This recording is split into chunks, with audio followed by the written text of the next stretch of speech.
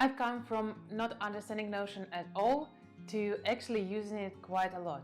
And in today's video, I would like to share some tips that help me to be more productive and more efficient with Notion.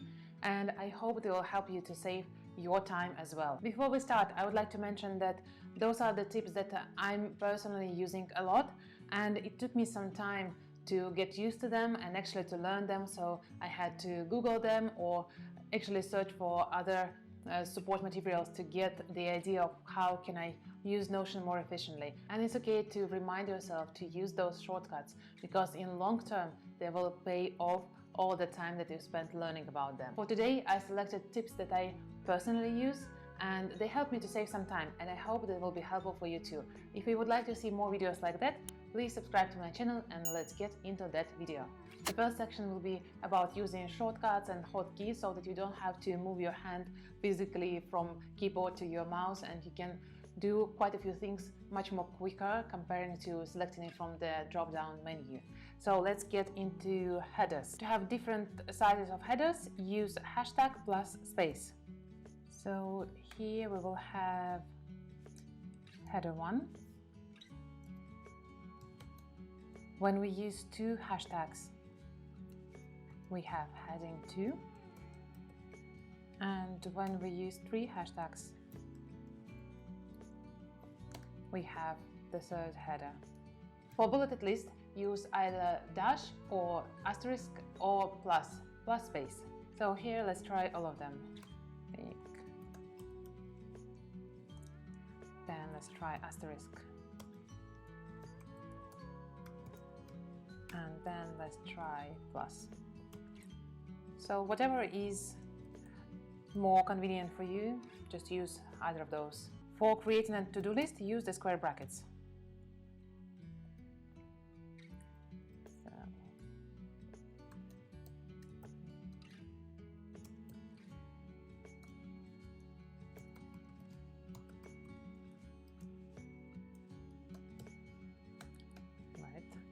For creating a toggle list, use the arrow key plus space.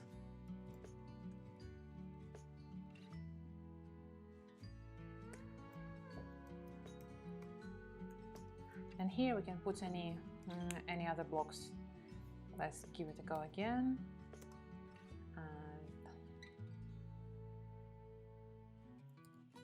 So next we will be creating a hierarchy, and for this we will be using either tab or shift tab to come back. So I'll show you what do I mean.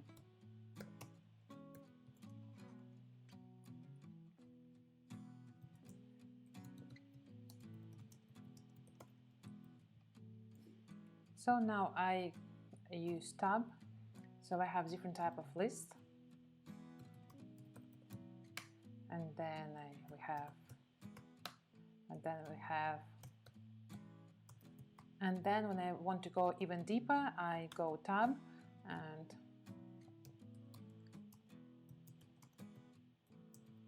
and now when I want to go back in my hierarchy, I get shift tab and I continue listing my classes.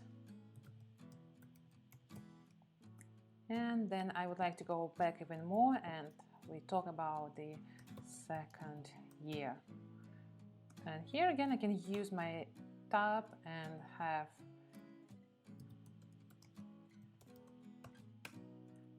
next. For using quote block, just use a quote mark. Go.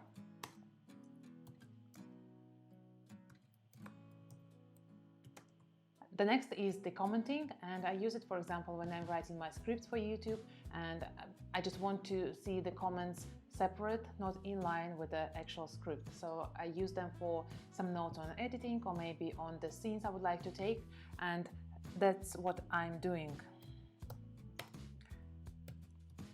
Use Control or Command plus Shift plus M. I just left here and I use Command Shift M, and I can add a comment. Great, now I can read them as I want. Next is a huge time saver, and it's all about creating and using templates as much as possible. So for example, I have a template for my YouTube script, I have a template for monthly planning, I have a template for my book reviews, and also it's possible to create templates for some actions or activities. So for example, in my monthly planning I have a template for my bulleted list or to-do list, and I'm using them, so let's give it a go.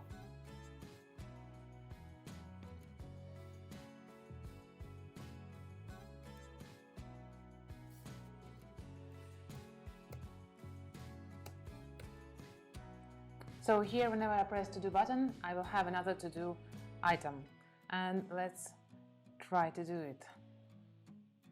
Item to do, and here, and new one. Okay.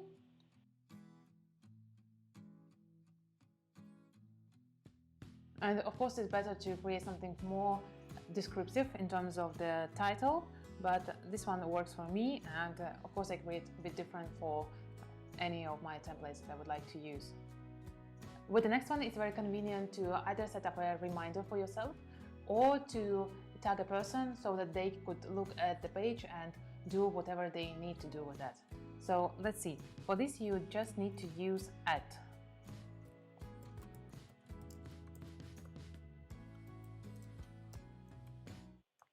Let's have an example. Kristina, check my recipe. Or if I were to add a reminder, I would say at tomorrow 5 p.m. Right? Check the ingredients. Check the ingredients.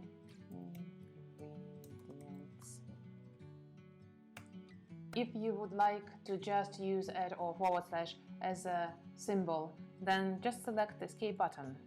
So for example, if I would like to write at this point, I would say press escape, this point. Or if I would like to have just a / without any menu, I press escape, and this is just so this is just a little bit more clean.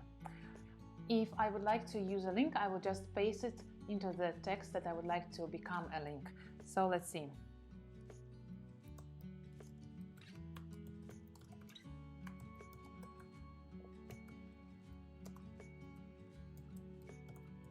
And if I were to paste the link, I'm just copying the link, I'm selecting the text, and I'm just pasting. So Command V or Control V.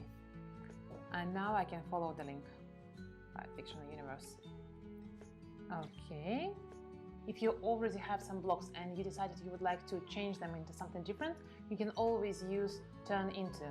So let's see. And let's create toggle list from that.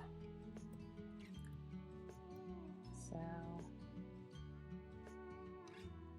I can move this into here, and let's go and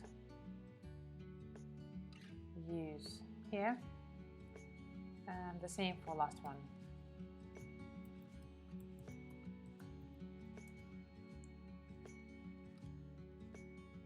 Okay, next we can easily duplicate a block using just Command or Control D. Let's see how it works. What we can do is we can put our mouse here and just use Control D, or here Control D, or Command D.